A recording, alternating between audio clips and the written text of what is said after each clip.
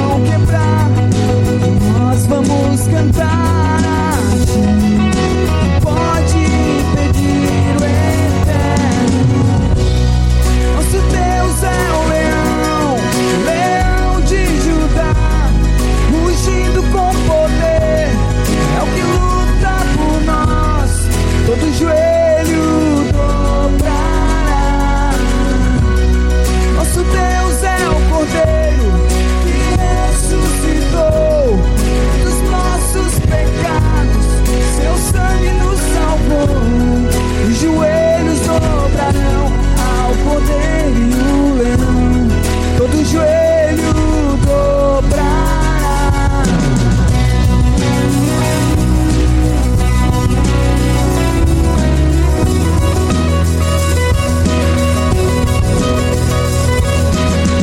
Abram os portões, preparem o caminho ao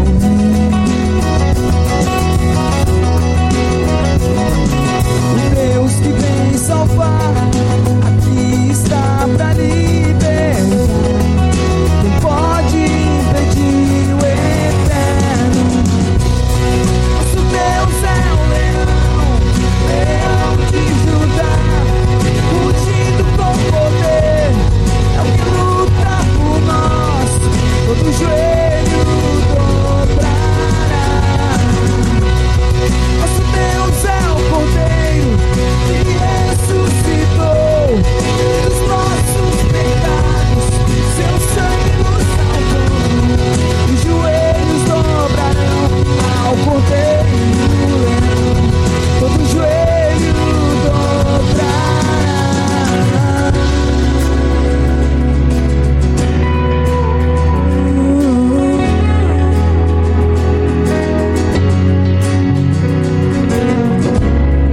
Quem pode impedir o eterno? Quem pode impedir o eterno? Quem pode impedir o eterno? Quem pode impedir? Quem pode impedir o eterno? Quem pode impedir? Pode impedir,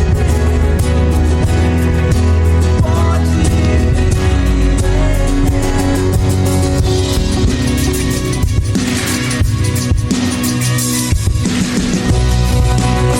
Deus é o leão, leão de Judá, rugindo com poder, é o que luta por nós, todo joelho dobrará.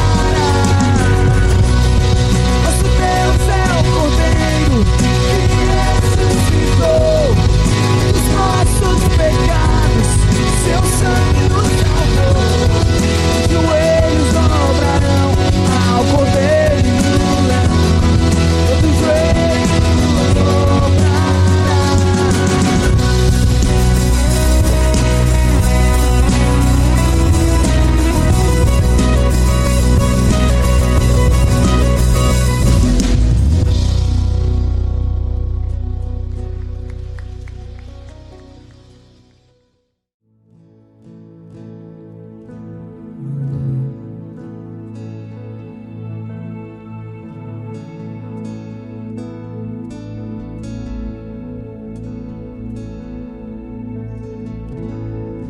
Tudo está preparado aqui, a casa e o meu coração também.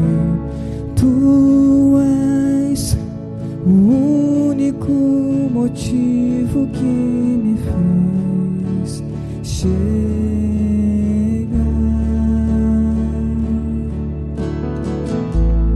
Os filhos já estão chegando aqui. Agora somos dois ou três ou mais. Encontre meu coração disposto a queimar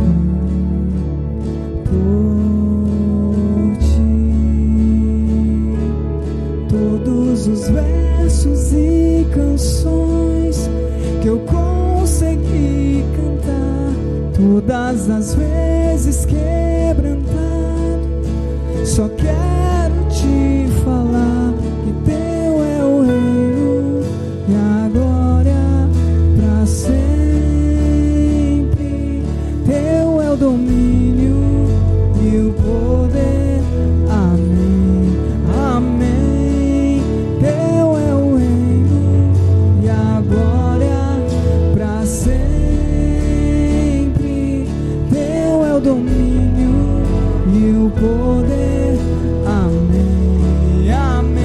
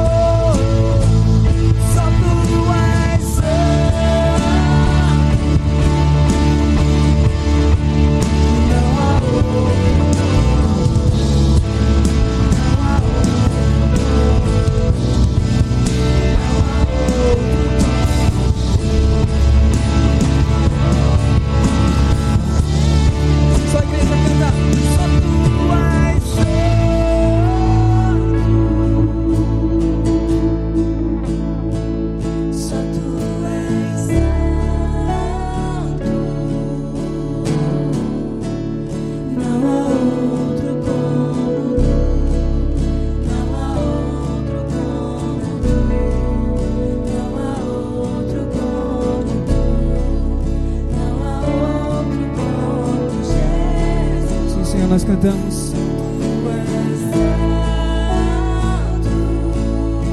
Sim, Senhor. Só tu és santo,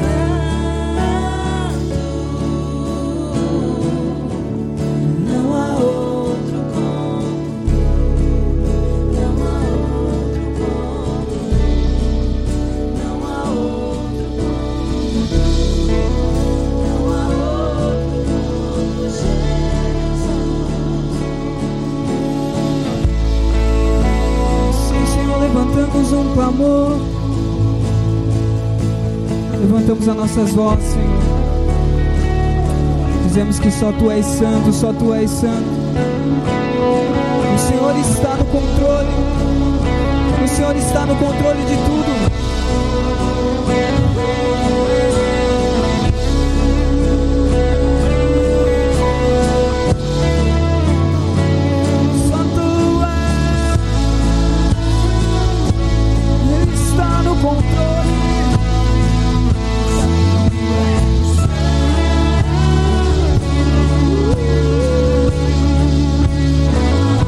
Sim, Senhor, nós nascemos Tu és santo, Tu és santo, Tu és santo, santo.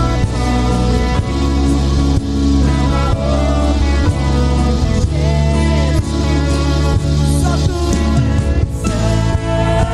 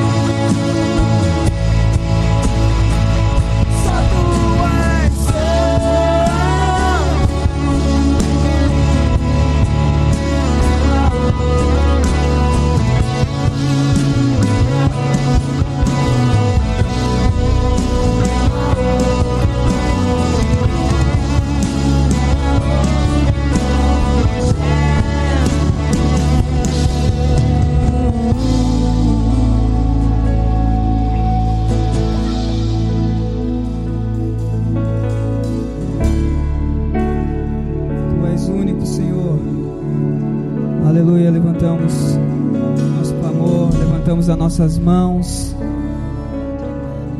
declaramos a nossa total dependência a Ti, Espírito Santo.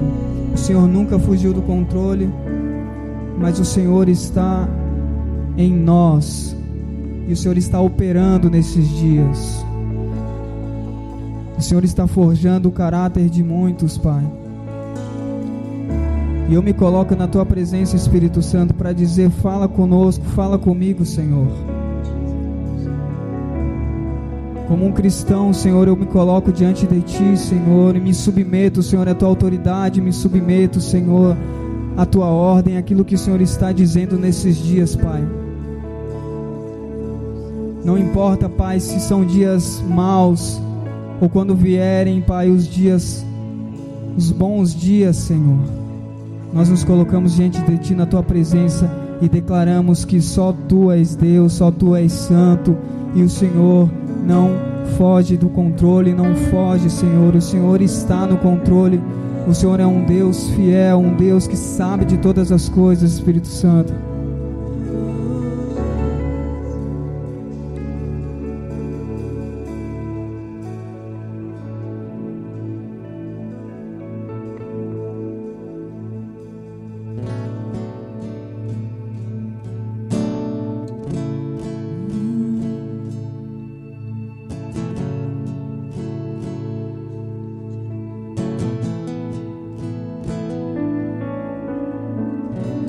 Aqui que eu me sinto muito bem, é aqui que eu me sinto muito bem, é aqui que eu me sinto muito bem, não há outro lugar.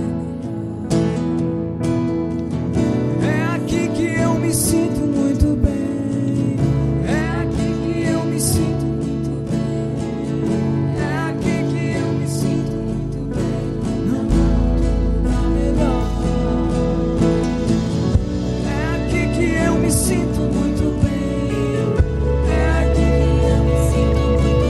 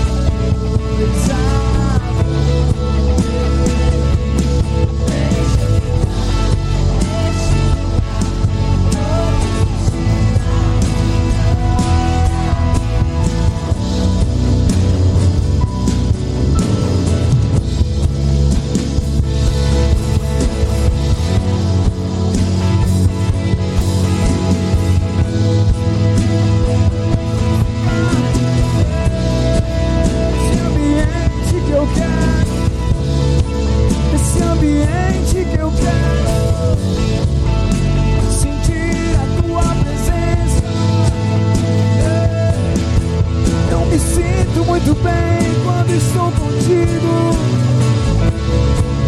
Sentir o teu toque, o teu abraço.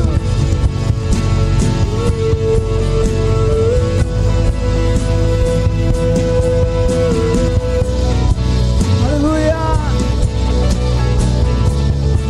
Ele levou sobre si todas as dores. Tudo estava nele.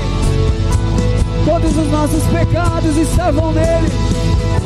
É por isso que nós nos sentimos bem em estar com ele, porque não há condenação para aqueles que estão em Cristo Jesus. É por isso que você se sente bem em estar nele, porque ele não te condena.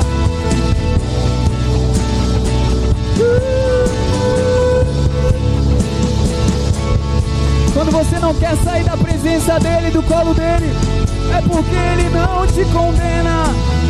Ele é o único que levou sobre si os nossos pecados.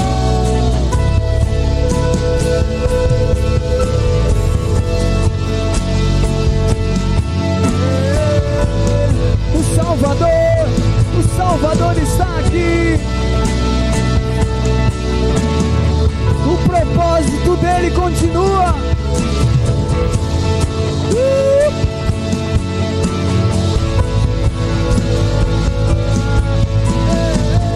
É aqui que eu me sinto muito bem. É aqui que eu me sinto muito bem.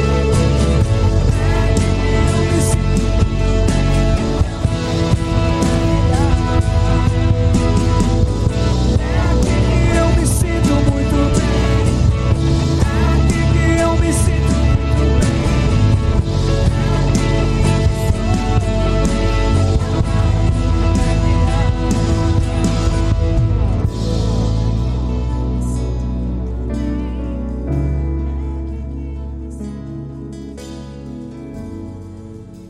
Boa tarde para você que está aí nos assistindo da sua casa, do seu trabalho, de onde você estiver. Que Deus te abençoe. Eu vou falar sobre dízimos e ofertas nessa tarde, mas antes eu quero falar sobre identidade. Bom, a maioria de nós não nascemos de famílias com condições financeiras tão boas, talvez um ou outro, mas a grande maioria não. Então eu queria levar você a imaginar uma situação. Tá? Se imagine nascendo numa família onde seu pai é muito rico. Ele pode comprar tudo que você quer, tudo que você deseja, tudo ele pode comprar, porque tudo é dele, enfim. E você é criança. E quando nós somos crianças, nós somos imaturos, nós queremos apenas brincar e nos divertir, isso é demais, porque criança foi feita de fato para isso. E o que eu faço? Eu sei que meu pai tem dinheiro, e eu sei que ele pode comprar tudo que eu quero. Então, o que eu faço? Eu peço tudo que eu quero. Então, se eu sou um menino, eu peço o PlayStation da última geração. Se eu sou uma menina, eu peço uma bebê reborn, ou todas, talvez, da coleção, porque eu sei que ele pode comprar. E o que o meu pai faz? Ele compra, porque ele pode comprar. Agora a gente vai imaginar outra situação, onde esse mesmo pai, que é dono de tudo, ele tem muito dinheiro, mas eu não sou mais filho dele. Agora eu sou servo, eu sou funcionário dele. Então eu só consigo enxergar ele como alguém que tem poder, alguém que tem muito dinheiro, mas eu não posso usufruir sem fazer algo em troca. Então, qual é o meu posicionamento? Eu me disponho a servi-lo. Então, eu vou até ele e falo, olha, eu sei que tu tem muito dinheiro, que tu é capaz de me dar, né, tudo aquilo que eu preciso, mas eu também sei que para isso eu preciso fazer algo em troca. Então, eis-me aqui para te servir e, em troca disso, eu recebo um salário.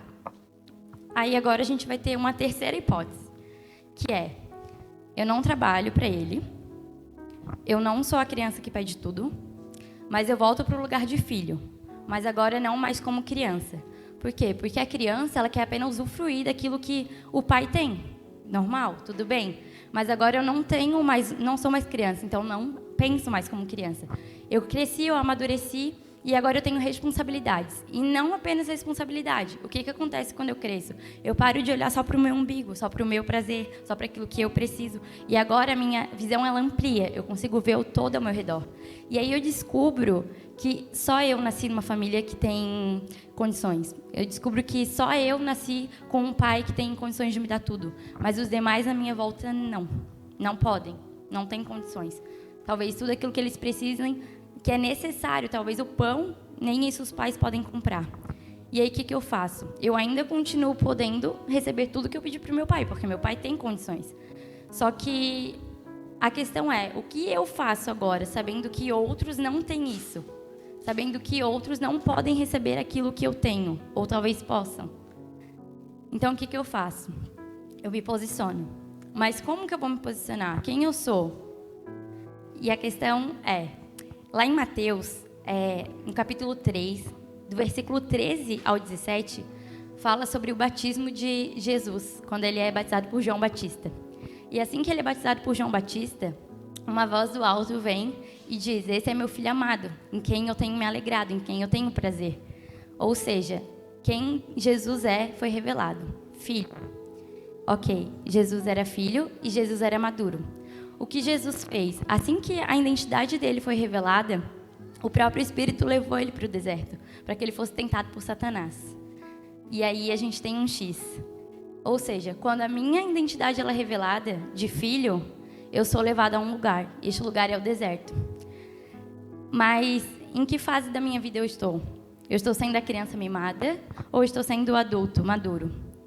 De qualquer forma, sendo criança mimada ou adulto maduro, quando eu entendo, quando a minha identidade ela é revelada de filho, eu vou ser levado ao deserto. E qual vai ser o meu posicionamento? Eu vou chorar porque eu estou no deserto ou eu vou me posicionar diante do deserto? Jesus, quando ele estava no deserto e foi tentado por Satanás, Satanás foi diretamente na identidade dele e perguntou: se tu é mesmo filho do Deus vivo, por que tu não transforma pedra em pão? Né? Por que tu não sacia a tua fome? Afinal, Jesus estava com fome, ele estava 40 dias e 40 noites sem comer nada. E, de fato, ele podia fazer. E o que Satanás tem proposto para você fazer nesse tempo de deserto? Porque nós estamos vivendo um deserto financeiro, nós estamos vivendo esse tempo, né, de abstinência, onde nós estamos todo mundo apavorado por medo de um colapso financeiro, mas qual tem sido o teu posicionamento? Quais são as propostas que Satanás tem feito para você? E o mais interessante de Jesus é que ele era filho, né? Ele sabia quem ele era e ele era um filho maduro. Ou seja, o pai dele tinha tudo. E o que ele fez com esse tudo? Ele distribuiu. Jesus tinha cura, então ele curava. Ele tinha conhecimento, então ensinava. Ele tinha de tudo, por isso era generoso. Ele foi o próprio amor e ele deu a própria vida. Ou seja, quando eu sou maduro, quando eu entendo quem Jesus foi e quem eu sou em Deus e em Cristo, eu me posiciono como Ele. Ou seja, ainda que em meio a um deserto financeiro, ainda que em meio a uma tempestade, o que Jesus fazia? De que forma Ele se posicionou?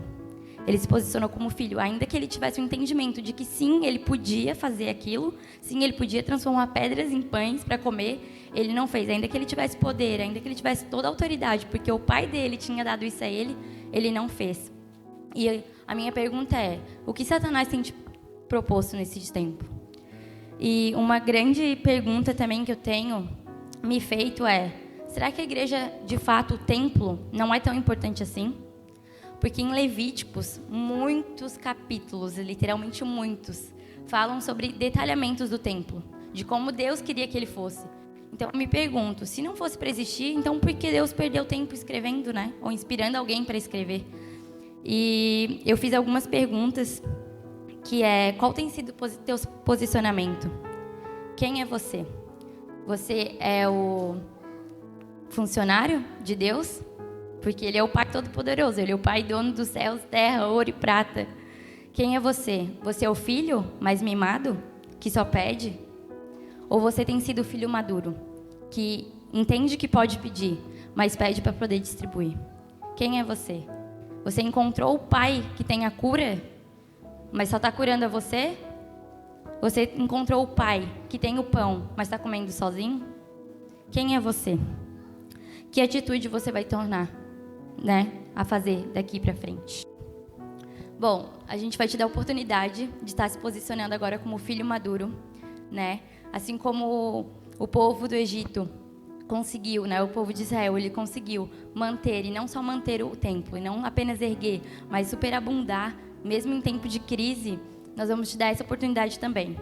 Então vai estar aparecendo um QR Code para você na tela. E também vai ter um link na descrição. Então, para você que quer ofertar e dizimar, essa é a oportunidade que você tem. Eu vou estar orando agora por você Em nome de Jesus. Pai, muito obrigada, Senhor, por essa tarde. Obrigada, Pai, por oportunidade. Senhor, que cada filho, Senhor, cada filha que estiver assistindo essa live, Senhor, cada, Senhor, filho aqui presente, que nós venhamos de fato ter essa identidade de filhos e não mais de servos, Pai. Sim, um filho maduro ele trabalha, sim, um filho maduro ele te serve, mas a mentalidade dele, Senhor, é de filho amado, de que entende que sim, pode recorrer ao Pai em todas as circunstâncias, em todo o tempo. Mas que não apenas usufrui do poder, Senhor, do amor, de tudo aquilo que o Senhor nos dispõe, mas que usa de fato com consciência, assim como Cristo fez no deserto. Ainda que tudo estivesse, Senhor Deus, de fato favorável para Ele, ainda que Ele pudesse fazer todas as coisas, por entendimento, Senhor, por sabedoria, Ele se recusou a fazer, por entendimento de quem Tu és, de quem Ele era, Senhor, e que, de fato, nesse tempo de crise, Senhor, quando Satanás vier com questionamentos, vier, Senhor Deus, nos tentar, Pai, que nós venhamos ter a sabedoria e o entendimento de Cristo, Pai, que nós possamos nos posicionar, de fato, como filhos, que entendem que sim, é possível todas as coisas em meio ao deserto, por causa do Teu amor, por causa do Teu favor, da Tua misericórdia, mas que nós venhamos nos posicionar, Senhor, de acordo com o Teu querer, de acordo com a Tua vontade, Senhor. Pai, nos faça entender que é nesse tempo de crise, Senhor, é nesse tempo, Senhor Deus, de um deserto, onde nós estamos sendo forjados, onde nós estamos sendo, Senhor Deus, de fato, moldados através do caráter de Cristo. Senhor, eu creio que se hoje Ele estivesse aqui, Pai, os frutos dele, Senhor, as sementes deles seriam lançadas ainda no Teu reino, ainda, Senhor, na Tua casa. Então, que nós venhamos, Senhor, lançar as nossas sementes, Pai, no Teu reino, Pai, na Tua casa, Pai, crendo que a Tua casa precisa ficar aberta para que nós possamos, sim, trazer os filhos, aqueles que serão adotados ainda, Pai, para este lugar, Pai, para o centro da Tua vontade, em nome de Jesus. Amém.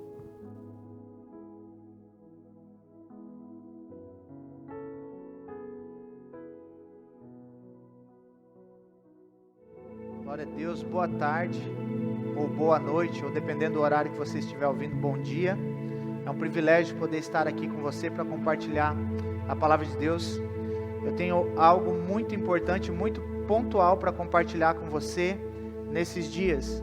Nós cremos que em breve toda a igreja poderá estar novamente reunida presencialmente, mas o que eu quero trazer da parte de Deus é algo que transcende isso, transcende essa limitação que estamos tendo nos dias de hoje, aquilo que estamos passando.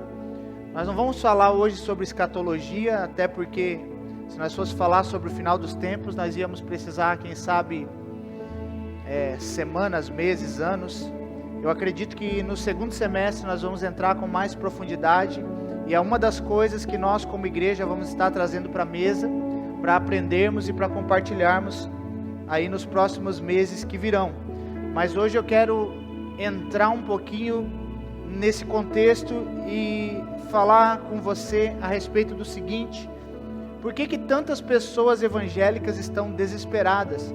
Por que tantos cristãos estão desesperançosos? Por que hoje, é lógico que o momento que nós vivemos, o cenário não é favorável, nós não estamos tapando o sol com a peneira, não estamos aqui tentando, como alienados, fingir que nada está acontecendo. Nós temos consciência desse momento, dessa circunstância, mas por que tantos cristãos, por que tantas pessoas hoje que professam a fé em Jesus têm tido um comportamento, uma reação tão diferente, de desânimo, de insegurança, de incerteza?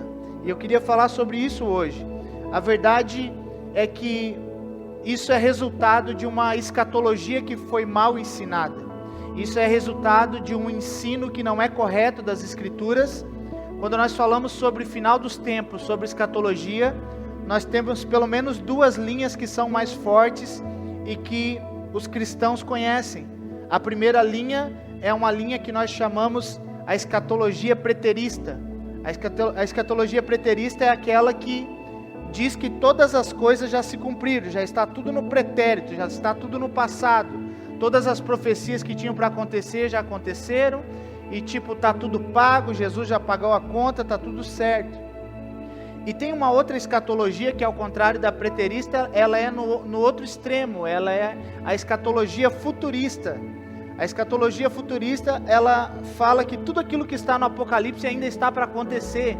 E aí nós vemos as pessoas tocando o terror, falando que, nossa, agora é isso aí, agora vai vir a besta e vai vir o anticristo. Enfim, nós não temos tempo para falar sobre isso, mas eu quero ler alguns textos aqui importantes que vai abrir os seus olhos para que você possa ficar tranquilo, porque o mundo não vai acabar e nada saiu do controle de Deus. Para que você possa meditar. Isaías 45, se você tiver a sua Bíblia, pegue aí. Nós vamos, se não você pode anotar e depois você confere cada texto. Nós vamos ler muitos textos hoje para podermos fundamentar aquilo que nós vamos falar. Isaías no capítulo 45, no versículo 8 diz o seguinte: destilai aos céus dessas alturas e as nuvens chovam justiça, abra-se a terra e produza a salvação, e juntamente com ela brote a justiça. Eu, o Senhor, as criei. Aí no versículo 9, olha que interessante o que diz: ai daquele que contende com o seu Criador. Ai daquele que contende com o seu Criador, e não passa de um caco de barro entre outros cacos. Uau! Olha o que Deus está dizendo. Ai daquele que contende com o seu Criador, e não passa de um caco de barro entre os outros cacos. Acaso dirá o barro que lhe dá forma? Acaso ele vai dizer: o que fazes? Ou vai dizer: a obra não tem alça? Ai daquele que diz ao pai: por que geras? E a mulher que diz: por que dás à luz? Assim diz o Senhor, o Santo de Israel: aqueles que ele formou, querem por acaso saber das coisas futuras? Quereis dar ordens acerca dos meus filhos e acerca das obras das minhas mãos? Eu que fiz a terra e criei nela o homem, as minhas mãos estenderam o céu, e todos os seus exércitos dei as minhas ordens, e na minha justiça suscitei a Ciro, e todos os seus caminhos endireitarei. Ele edificará a minha cidade e libertará os meus exilados, não por um preço e nem por presentes, diz o Senhor dos Exércitos. Assim diz o Senhor dos Exércitos. Uau, agora escute com atenção isso. Assim diz o Senhor dos Exércitos. Escute com atenção esse versículo. A riqueza do Egito, as mercadorias da Etiópia, os sabeus, homens de grande estatura, passarão a teu poder e serão teus. Eles te seguirão. Eles diante de ti se prostrarão e farão as suas súplicas, dizendo: só contigo está Deus, e não há outro que seja Deus. É isso que vai acontecer daqui a uns dias. As pessoas vão olhar para você e vão olhar para mim, para aqueles que compreendem que Deus é o Criador de todas as coisas, e Ele não perdeu o controle, e vai dizer: Deus está na sua vida, Deus está com você.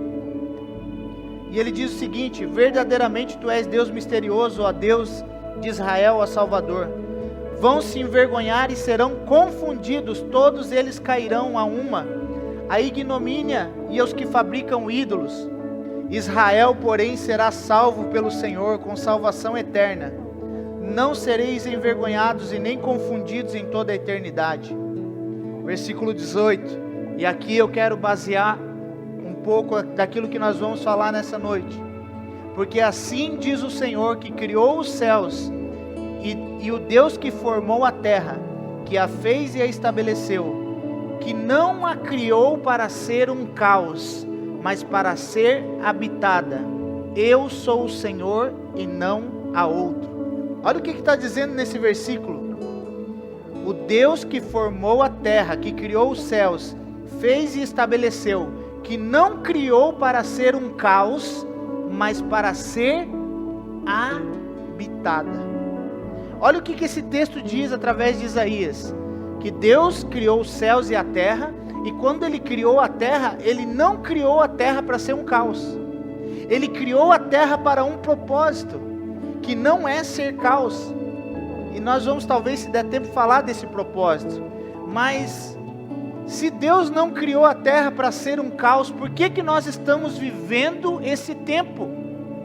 Porque se Deus não criou a terra para ser um caos, porque hoje em alguns aspectos da humanidade nós vemos calamidade e vemos caos?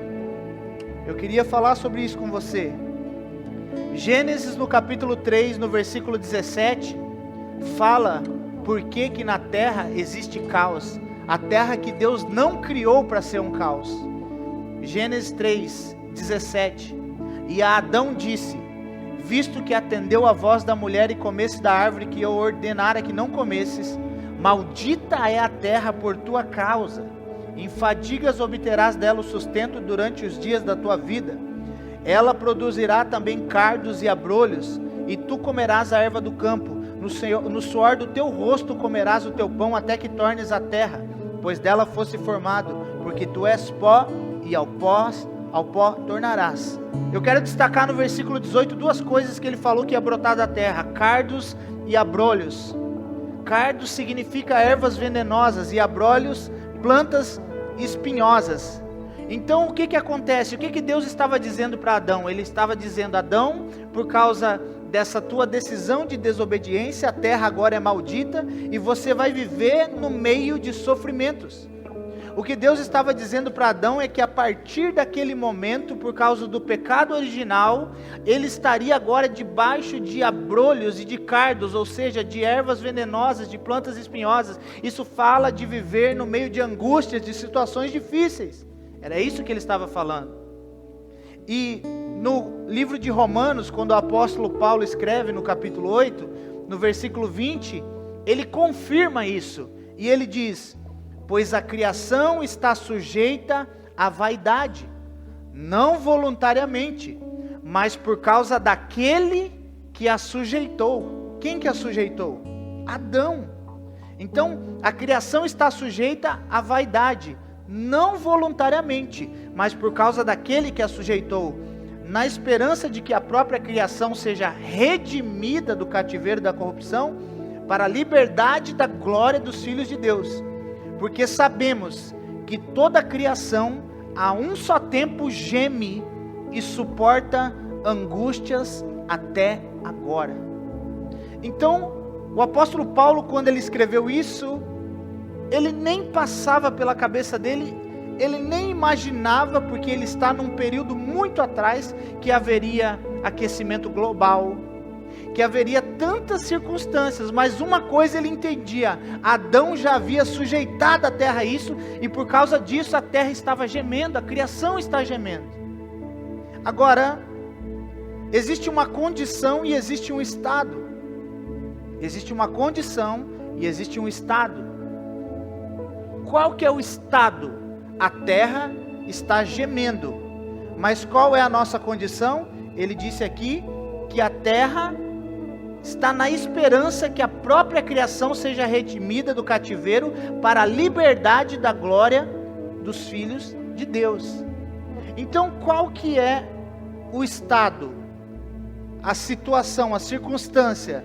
A circunstância é caos, mas a nossa condição não é de viver o caos, mas é de se estabelecer em uma nova aliança. Por quê? Porque Adão pecou, Adão sujeitou todos os homens, até aqueles que eram retos, íntegros, que a Bíblia mostra, eles já nasceram em pecado por causa de Adão. Até aqueles que andaram com Deus em santidade, esses também eram considerados pecadores por causa do pecado original. Só que nós não estamos mais debaixo da aliança do que Adão fez. Nós não estamos mais vivendo nessa era. A Bíblia fala que existiu um primeiro Adão, e esse Adão colocou toda a humanidade nessa condição, mas a Bíblia diz que veio um segundo Adão, que é Cristo, e redimiu e restaurou isso. Então eu queria dizer para você: fique tranquilo, porque o mundo não vai acabar. Um dia na cruz do Calvário, o meu Salvador, o teu Salvador, ele expirou e disse: tetelestai, está consumado. Eu estou restaurando, eu estou redimindo aquilo que o primeiro Adão fez. Agora, esse ensino, meu Deus, está quase acabando minha bateria. João, eu preciso ligar. Preciso do teu...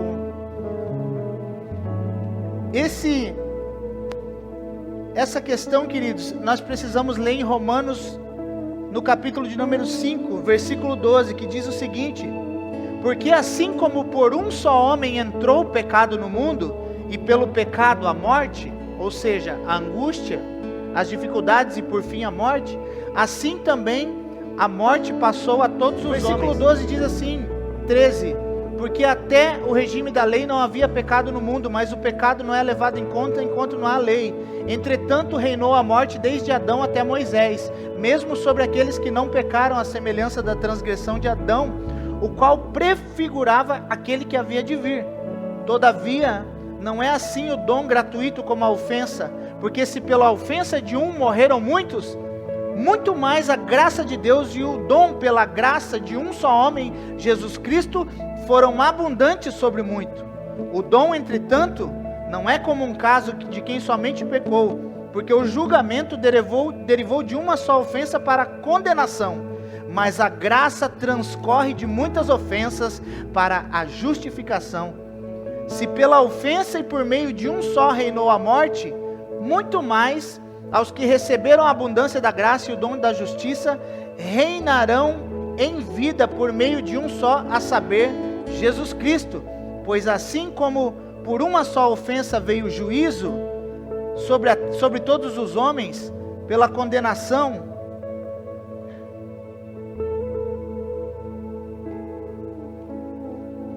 é aqui que eu me sinto muito bem. Se pela ofensa de um e por meio de um só reinou a morte, muito mais agora os que receberam a abundância da graça, o dom da justiça, reinarão em vida por meio de um só, a saber, Jesus Cristo. Reinarão em vida. Ou seja, o final do mundo não existe. Nós vamos reinar em vida. Alguns de nós vamos ter o último inimigo a ser vencido, que é a morte. E daqui a pouquinho eu vou entrar em um lugar que vai mexer com você. Porque existem alguns profetas do caos, algumas pessoas no meio evangélico que fazem terrorismo, porque não conhecem a verdade das Escrituras. Jesus veio e redimiu o erro de Adão, e Jesus nos justificou, e Ele não vai destruir aquilo que Ele criou, Ele vai restaurar aquilo que Ele criou. Uau! Porque como pela desobediência de um só homem, muitos se tornaram pecadores, assim, pela obediência de um só, muitos se tornarão justos. Sobreveio a lei para que abundasse a ofensa, mas onde abundou o pecado, superabundou a graça, a fim de que como o pecado reinou pela morte, assim também reinasse a graça pela justiça, para a vida eterna, mediante Jesus Cristo, o nosso Senhor. Ou seja, o mundo não vai acabar. O diabo não tem como ganhar de Deus. O diabo não tem como ganhar de Jesus. Jesus, a Bíblia diz que desde o princípio da fundação, o Cordeiro já estava lá sendo crucificado. Na verdade, quando Adão caiu no jardim, quando Adão pecou no jardim, a Bíblia já diz que o próprio Deus pegou peles de cordeiro e colocou sobre eles como uma roupa, e aquela palavra peles no original, ela fala sobre pele de ser humano ou também couro de animal, ou seja, ali já era uma figura do Cordeiro de Deus que estava crucificado e que estava sendo coberto o pecado de Adão e Eva por um tempo até que Jesus viesse. Então, não vai acabar, vai ser restaurado. Não vai acabar, vai ser restaurado. Atos 3:21, falando sobre Jesus, quando Pedro está falando de Jesus, ele diz ao qual Jesus, é necessário que o céu receba até os tempos da restauração de todas as coisas, do que Deus falou pela boca dos seus santos profetas desde a antiguidade. Ou seja, Jesus subiu até o tempo de que todas as coisas sejam restauradas para que Ele volte na sua segunda vinda. Uau! Apocalipse 21:5, aquele que está assentado no trono, ele disse, eis que eu faço nova todas as coisas, e acrescentou, escreve, porque essas palavras são fiéis e verdadeiras, eu faço nova todas as coisas. Que coisas? Todas as coisas que Deus criou. Ou seja, nele tudo subsiste.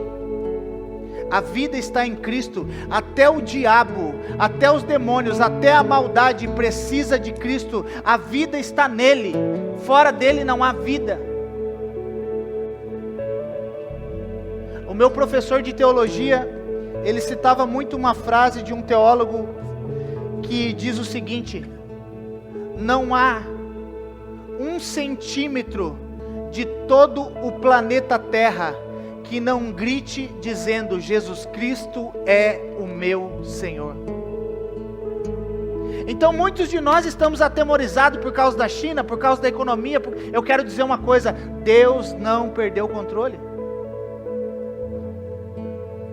Salmos 19:1, os céus proclamam a glória de Deus, o firmamento anuncia as obras da sua mão. Agora, imagina se mesmo tendo todos esses males, essas coisas que estão acontecendo, mesmo assim, quando você olha para o céu, anuncia a glória de Deus. Eu não sei quantos de vocês já chegaram na beira de uma praia, ou chegaram num sítio, e quando você chega naquele lugar, só de contemplar a criação, já está anunciando a própria glória de Deus.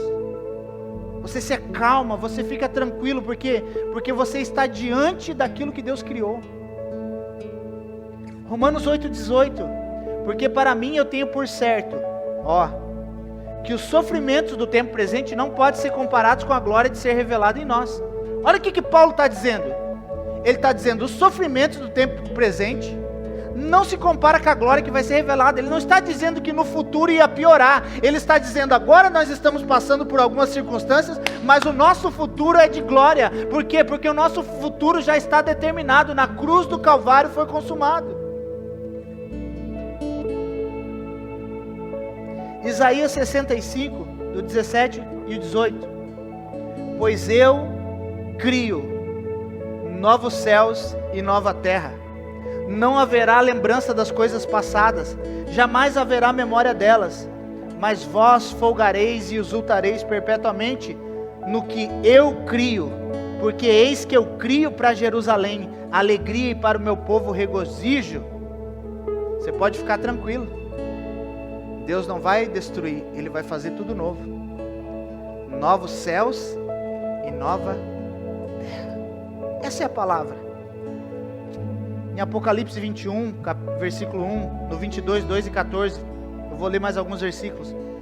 Aí ele diz, eu vi um novo céu e a nova terra, pois o primeiro céu e a primeira terra já haviam passado. No meio da praça, de uma a outra margem de um rio, estava a árvore da vida, que produz 12 frutos, dando o seu fruto de mês em mês. E as folhas da árvore são para a cura, olha só, e as folhas da árvore são para a cura dos povos. Meu Deus, gente, olha o que a Bíblia está dizendo. E as folhas da árvore são para a cura dos povos. Então, eu vou repetir o que eu falei no outro domingo. A humanidade não precisa de uma vacina. Nós estamos orando e uma vacina é importante. E nós cremos que Deus vai usar a vida de cientistas para que logo nós tenhamos essa vacina. Mas a humanidade não precisa de uma vacina. A humanidade precisa de um Salvador, precisa de Jesus. Bem-aventurado aqueles que lavam as suas vestiduras no sangue do Cordeiro, para que lhe assistam direito à árvore da vida e entrem na cidade pelas portas. Então o cenário que nós estamos vivendo hoje não interfere no futuro. O cenário que nós estamos vivendo hoje, Deus não tem rival, gente. Deus não tem rival. Deus pode até ter opositores, mas Deus não tem ninguém que seja capaz de se opor a Ele. Isaías 46, 9 e 10, ele diz, lembra das coisas passadas e muito antigas. Eu sou Deus, não há nenhum outro. Eu sou Deus e não há nenhum como eu. E aí ele diz assim, desde o início eu faço conhecido o fim, desde os tempos remotos o que ainda virá. E eu digo, o meu propósito ficará de pé e eu farei tudo o que me agrada. Enquanto muitas pessoas estão inseguras, e eu queria dizer para você, essa insegurança, essa incerteza não pode tomar você, porque a Bíblia está dizendo que desde o começo, Ele já fez conhecido o final. Qual que é o nosso final? O nosso final é um final glorioso, é um final de vitória. Isso não significa que não teremos lutas, que não teremos adversidades, mas uma coisa é certa, Deus está dizendo que o plano dele vai se cumprir. Então eu estou com muita expectativa, porque nós estamos prestes a viver um avivamento na nação brasileira e nas nações da terra. Existem muitos desses profetas do caos que ficam dizendo: agora vai acabar tudo, as igrejas vão fechar. A igreja não fecha. Fechou o bailão, fechou a lanchonete, fechou o shopping, fechou tudo, mas a igreja não fechou. Nós continuamos ministrando uns aos outros, seja pela internet, seja por uma videochamada, seja através da nossa oração, porque a nossa oração, ela move céus e terra. Em Apocalipse 7, versículo 9 e 10 diz o seguinte: eu olhei depois disso, e diante de mim estava uma grande multidão que ninguém podia contar, de todas as nações. Olha que legal. Tem gente pensando que alguma nação não vai conhecer Jesus e não vai receber Jesus. Ele está dizendo aqui, olhei diante de mim, estava uma grande multidão que ninguém podia contar, de todas as nações, tribos, povos e línguas, de pé, diante do trono e do Cordeiro, e com vestes brancas eles seguravam palmas, e clamavam em alta voz: a salvação pertence ao nosso Deus, que se assenta no trono, e ao Cordeiro. Uau! E continua dizendo: os anjos estavam de pé ao redor dos anciões e dos 4 seres viventes. Eles se prostraram com o rosto em terra diante do trono e adoraram a Deus, dizendo: amém, louvor e glória, sabedoria, ações de graças, honra, poder e força sejam ao nosso Deus para todo sempre. Amém. E então um dos anciões me perguntou: quem são estes vestidos de branco e de onde vieram? E eu respondi: Senhor, tu o sabes. E ele disse: esses são os que vieram da grande tribulação e lavaram as suas vestes e branquearam no sangue do Cordeiro. Por isso eles estão diante do trono de Deus e o servem dia e noite no seu santuário. E aquele que está assentado no trono estenderá sobre eles o seu tabernáculo. Versículo 16: nunca mais terão fome, nunca mais terão sede. É isso que vai acontecer no futuro. Nunca mais terão fome, nunca mais terão sede, nem cairá sobre eles o sol e nem um calor abrasador, pois o Cordeiro que está no centro do trono será o seu pastor, e ele os guiará às fontes de água viva, e Deus enxugará dos seus olhos toda lágrima. Então, se você está chorando, não tem problema. Se você está passando dificuldade, não tem problema. Agora você precisa saber qual é o teu final. O teu final é: Deus enxugará toda lágrima. Se você está passando alguma circunstância difícil financeira, a Bíblia está dizendo que o nosso final é: todos, ninguém mais terá fome, ninguém terá sede, porque esse Jesus vai vir restaurar a terra que Ele criou.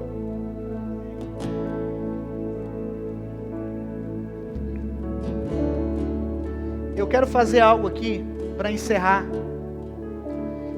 para que você possa certificar de que o que eu estou falando aqui não são versículos isolados. Eu não estou tentando pegar versículos e tentar falar algo para você em uma mensagem de autoajuda, um pensamento positivo, uma coisa para animar você. Eu quero ler aqui algumas coisas referentes à história, para que você comece a abrir os seus olhos e enxergar que, quem sabe, o seu conceito de futuro está errado. Eu vou ler, escute com atenção. Na verdade, se nós nos concentrarmos no que as notícias de televisão trazem para o nosso lar todos os dias, as coisas podem parecer bastante sombrias. Eventos terríveis estão acontecendo no mundo e o mal está muito evidente. Entretanto, vamos elevar os nossos olhos, e agora Te acalma aí, já li bastante versículo, agora não vou ler versículo. Vamos elevar os nossos olhos e olhar um pouquinho de forma mais ampla a história. Vamos comparar o nosso mundo de hoje com o mundo do passado. Vamos começar de uma forma assim, vamos tirar uma fotografia de como era a vida nos Estados Unidos há 200 anos atrás. Estados Unidos hoje é a maior potência e a maior nação, a maior economia do mundo. Agora vamos ver na história, há 200 anos atrás, como era os Estados Unidos. No princípio dos anos 1800 havia cerca de 5 milhões de imigrantes nos Estados Unidos. Mais de 20% deles eram escravos. Vou repetir. Nos Estados Unidos existiam cerca de 5 milhões de imigrantes em 1800 e mais de 20% deles eram escravos. Esse fato por si só já revela um grande mal. Agora vamos considerar mais uma coisa que estava acontecendo naquela época. A idade permitida para o sexo em muitos estados era de 9 ou 10 anos. Isso agora, 200 anos atrás, nos Estados Unidos. O aborto era legalizado durante a maior tempo do século XIX. Muitos registros dizem que mais de 1/5 de todas as gravidezes eram abortadas. Mais de 1/5. Sendo na cidade de Michigan a detentora do mais alto nível taxa de aborto, 34%. No estado de Michigan, há décadas ou séculos atrás, poucos, 34% das mulheres que engravidavam abortavam. O índice de alcoolismo era muito mais alto do que é hoje. O índice de prostituição também era muito maior. Na cidade de Nova York, havia aproximadamente uma prostituta para cada 64 homens. O prefeito de Savannah calculou que na cidade dele havia uma prostituta para cada 39 homens. Estamos falando da história. A porcentagem de norte-americanos que frequentavam a igreja era mais ou menos igual a de hoje, 30 a 45%. Era mais ou menos a mesma quantia de pessoas. Milhares de pessoas estavam se mudando para o oeste e a maioria delas não tinha igrejas para frequentar, até que anos depois pudessem ter se estabelecido e as comunidades terem se desenvolvido. Os nativos americanos estavam sendo expulsos das suas terras e em alguns casos eles eram assassinados. Milhares de chineses estavam sendo trazidos para a costa oeste dos Estados Unidos para servir como trabalhadores forçados. Quando descobriram ouro em diversas regiões do oeste, então iniciou as corridas do ouro, que deram origem a algumas comunidades mais vis e perigosas do mundo. Muitas pessoas no oeste carregavam armas como forma de proteção, porque os assassinatos eram comuns. E para nós o que é isso? É só aquele filme de Bang Bang, do Velho Oeste. Mas era dessa forma que acontecia. Os homens andavam armados e por qualquer coisa assassinavam uns aos outros. Em todos os Estados Unidos as mulheres não podiam votar. E os homens estavam legalmente autorizados a espancar as suas esposas, desde que não as mutilassem ou matassem. As coisas nos Estados Unidos não estavam melhores em termos morais, éticos ou espirituais. Naturalmente havia algumas pessoas tementes a Deus e essas pessoas estavam estabelecendo os fundamentos do governo dos Estados Unidos naquela época. Mas o clima moral e ético da América do Norte era muito pior do que é hoje, nos tempos atuais. Ou seja, os bons tempos do passado não foram tão bons assim. Agora vamos voltar um pouco mais no tempo. Nós falamos de 200 anos atrás. Vamos voltar um pouco mais e vamos tirar uma fotografia de todo mundo por volta da época em que Jesus nasceu. A civilização era dominada pelo Império Romano. Tenho certeza que Deus está ministrando seu coração hoje, mudando a sua perspectiva do futuro. Não por causa de uma palavra, de um pensamento positivo, mas por causa da palavra dele. O Império Romano é que dominava todo o mundo da época, né? Estava centralizado em torno da Europa, Oriente Médio e Norte da África. Na Itália, aproximadamente 40% da população consistia de escravos, na época de Jesus. Praticamente 40%, quase metade da população que existia na Itália era escravo. Em todo o Império, a homossexualidade era comum, principalmente entre os senhores e escravos. Olha só, a maioria do povo romano e grego adorava muitos deuses como Júpiter, Juno e Netuno. Fora do Império Romano, os povos da África, da Ásia e da Austrália adoravam a natureza, demônios e os próprios ancestrais mortos. Na América do Norte, as pessoas não tinham revelação do Messias. Na América do Sul, milhões adoravam a um Deus sedento por sangue, ofereciam sacrifícios humanos, geralmente milhares deles em uma única cerimônia. Quando Jesus veio à Terra, havia apenas uma pequena nação localizada no Oriente Médio que tinha a revelação acerca do único Deus verdadeiro. E até mesmo os cidadãos daquela pequena terra que nós estamos falando, que é Belém, né, em Jerusalém, até eles estavam vivendo um tempo de dúvida. Todo o restante do mundo estava perdido em trevas, como o apóstolo Paulo escreveu: outrora vocês eram gentios, estavam sem Cristo, não tendo esperança e sem Deus no mundo. Efésios 2 fala sobre isso. Essa era a condição do mundo há 2000 anos atrás. E como diz Ernest Rapkin, ele diz o seguinte: o fato é que por pior que o mundo ainda esteja agora, moralmente ele já está muito melhor do que estava quando Jesus nasceu em Belém. Poucas pessoas nos dias de hoje têm uma concepção adequada da miséria, da degradação, das situações horríveis que existiam naquela época, e que aquilo era um destino comum de quase toda a humanidade, em razão da monstruosidade da maldade que existia naqueles tempos, as guerras contínuas, a crueldade, o despotismo político e a escravidão predominava em todos os lugares. Agora pense no quanto o mundo é abençoado hoje. O Evangelho está sendo pregado em todos os cantos da terra. O cristianismo está explodindo em crescimento por todo o mundo, com mais de 200 mil pessoas se tornando cristãs nascidas de novo todos os dias. No mundo, todos os dias, mais de 200 mil pessoas nascem de novo e recebem Jesus todos os dias. Na China, mais de 20 mil conversões acontecem a Cristo por dia. Enquanto na América do Sul, são 35 mil por dia. Somando tudo isso, dá mais de 1 milhão de pessoas por semana que estão se tornando cristãos.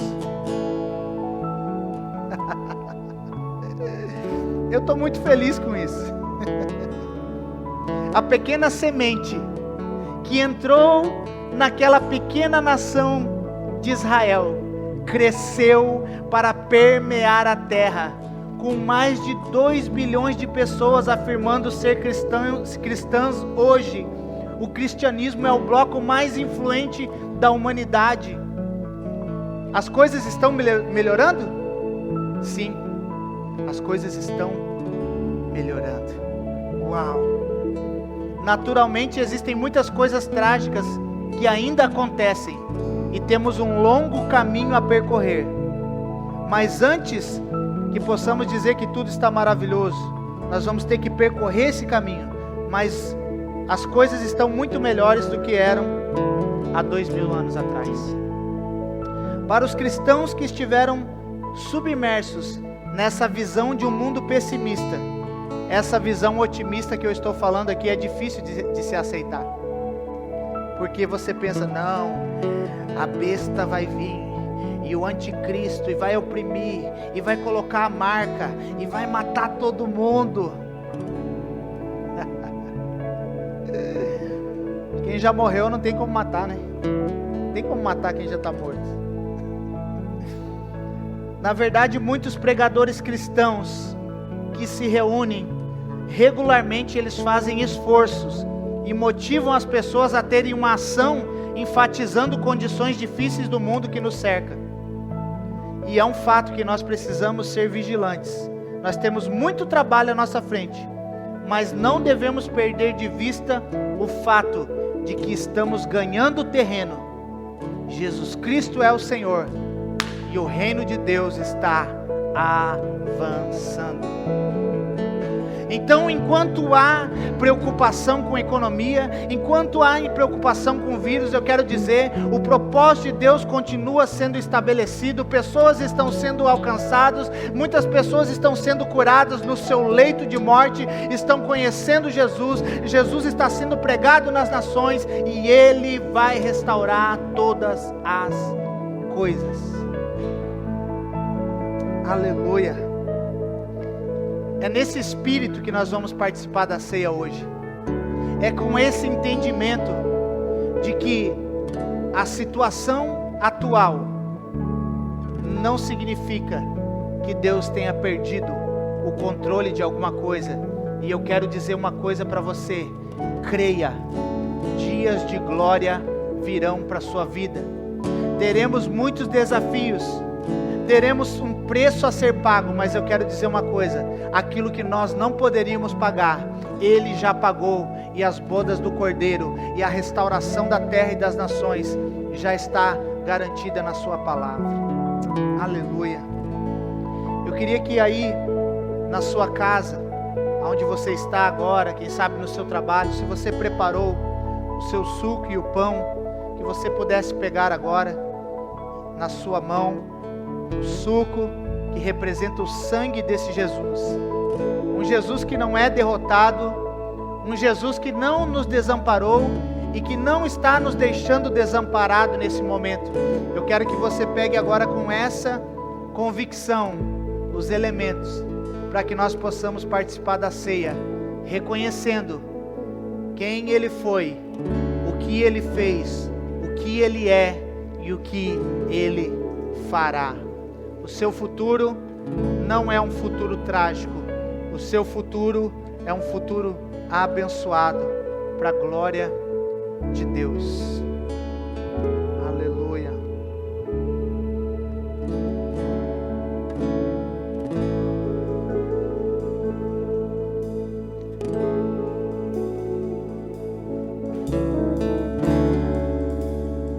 Aleluia. Enquanto você vai pegando aí, chame a sua família para estar orando com você, os seus amigos, quem sabe colega de trabalho. Nós vamos declarar essa verdade. As notícias que têm repercutido e abalado e causado tanta histeria, nós não estamos dizendo que não existe um problema, mas nós estamos garantindo e crendo que existe uma solução para tudo que nós estamos vivendo, e essa solução é Jesus Cristo. Aleluia, aleluia. Para sempre Teu é o governo e o poder, amém, amém. Teu é o reino e a glória para sempre. Teu é o domínio e o poder, amém, amém. Pastor, eu não me sinto digno de participar da ceia. Ei, nenhum de nós somos dignos, mas a Bíblia diz que Ele nos fez digno através do sacrifício. A Bíblia diz: examine-se o homem a si mesmo e coma e beba do cálice. Então esse é um tempo de reflexão, é um tempo de alinharmos o nosso coração com a vontade de Deus, é o tempo de nos arrependermos sim de algumas coisas, de voltarmos à nossa origem, mas é o tempo de celebrarmos a ceia do Senhor, para que possamos ser fortalecidos, através dessa ordenança que Ele nos deu, que é participar do seu corpo e do seu sangue. Jesus disse: aquele que não comer da minha carne e aquele que não beber do meu sangue não pode ter parte comigo. Então, esse momento, aí onde você está e aqui onde nós estamos, nós vamos estar consagrando esses elementos ao Senhor e declarando que quando nós participarmos, haverá uma metanoia, haverá uma convergência, haverá uma renovação no nosso entendimento, para que nós possamos caminhar dessa forma. Caminharmos sim, compreendendo que o tempo, os dias são maus, que são dias de retomarmos algumas coisas, de pagarmos um preço, mas de que o nosso Senhor está conosco e que o nosso futuro existe uma garantia de que Ele vai restaurar todas as coisas. Pegue na sua mão agora, aí onde você está o pão, levante ele e declare comigo: Senhor Jesus, obrigado pelo teu corpo que foi moído em meu favor na cruz do Calvário. Através do teu corpo, hoje a humanidade já avançou muito, mas muito mais do que isso, por causa do teu sacrifício, o Senhor levou no seu corpo os meus pecados, as minhas dores, as minhas enfermidades, e eu te agradeço por isso, Senhor Jesus. Pode participar.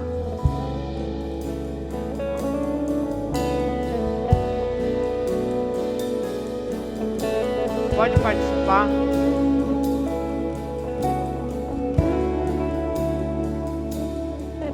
Com essa convicção que a força dele está vindo sobre você agora. Aleluia. Aleluia. Aleluia. Você pode também agora pegar o cálice. Levante ele e diga: obrigado, Jesus, porque esse cálice representa o teu sangue que foi derramado na cruz do Calvário para me salvar e salvar a humanidade. Eu creio que esse sangue me lavou, me remiu e me purificou para a glória do teu nome. Você pode pegar agora o cálice com muita alegria. Diga: obrigado, Jesus. Participe.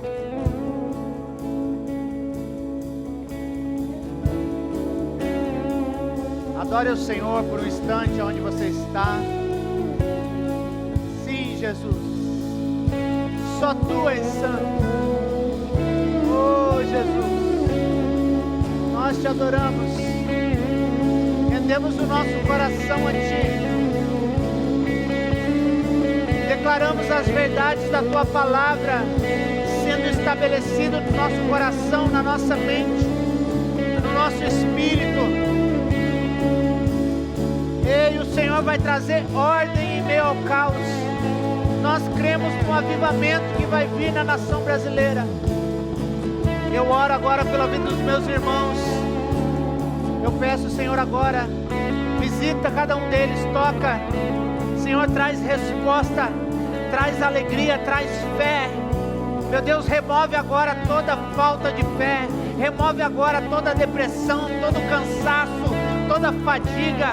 Remove agora toda incerteza, toda segurança, e deposita fé no coração dos meus irmãos, que eles possam crer naquilo que o Senhor está fazendo nesses dias, que eles possam crer que o Senhor não perdeu o controle, mas que o Senhor ainda está no controle de todas as coisas, e que nos próximos dias nós vamos viver um avivamento. Aleluia, aleluia. Se você pode, levante as suas mãos. Declare: só Tu és santo, só Tu és santo,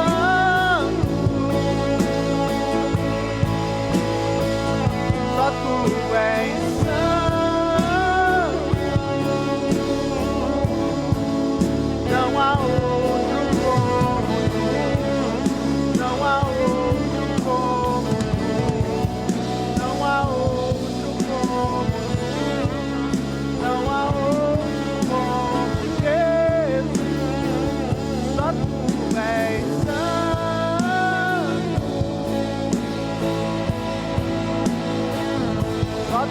és santo.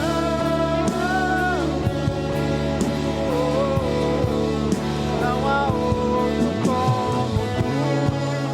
Não há outro como tu. Não há outro como tu. Aleluia. Obrigado, Jesus. Nós queremos colocar diante do Senhor a vida de todas as pessoas que estão agora expostas a esse vírus, Pai. A verdade é que ele é invisível, todos nós estamos aqui, mas cremos que estamos cobertos pelo Teu sangue. Mas nós oramos agora pelas pessoas que trabalham na saúde, pessoas agora que estão, Senhor, lá, meu Deus, doando a sua vida para salvar outras vidas. Cuida, protege, guarda. Guarda, Senhor, a nossa casa, guarda a nossa família. Senhor, nesse reinício de semana, onde vai ser restabelecido o comércio, gradualmente algumas coisas da nossa rotina vão começar a voltar, não à normalidade, mas para um novo ciclo. Senhor, nos abençoa, nos dá sabedoria, nos guarda em cada passo, em cada movimento, aonde estivermos, nos cobre, Senhor. Nós imploramos, Pai, guarda os nossos governantes, guarda a nossa nação, guarda as nações da terra, debaixo do Teu sangue, Jesus. É o que nós te pedimos e te agradecemos. Amém e amém. Que Deus abençoe a sua vida, que você possa ficar com essa palavra no seu coração e que você tenha uma semana abençoada. Essa semana, provavelmente eu vou estar fazendo algumas lives novamente lá no meu Instagram, você pode ir lá, fica ligado, nós vamos estar comunicando. Provavelmente vou ter um tempo ali com o pastor Vado e a Fernanda Madalone de adoração, de compartilhar também o que eles estão vivendo e alguns amigos. E que Deus possa abençoar a sua casa e a sua vida. Se você precisar de algum atendimento, a igreja está aberta para atender você. É só entrar em contato, nós marcamos horário. Se você está precisando de uma oração por alguém que está enfermo, enfim, entre em contato conosco para que nós possamos estar sabendo como você está, em nome de Jesus. Deus abençoe.